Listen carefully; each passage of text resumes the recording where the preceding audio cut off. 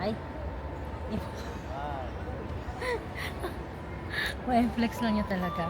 Daddy, mag-aampon na daw tayo. Sabi sa testimony. Naramdaman mo sinasabi na sa live sa'yo. Dati pa, may heart talaga Hindi ako. ngayon. Ngayon? Oo. Naiyak ako sa testimony niya. Sabi nga niya, we can go on for hours on how, kung paano daw siya inabuso, kung paano daw yung mga hardship na sa buhay. But for the sake of time, pinorkat niya, hindi na niya sinabi ko. Kaya nga. Yung nag-ampon sa kanila, may anak na dalawa. Tapos nag-ampon pa ng dalawang kapatid. At hindi sila pinaghiwalay. Kasi normally, pag nag-ampon ka isa lang, kung magkapatid sila, iiwan mo, di ba? Wala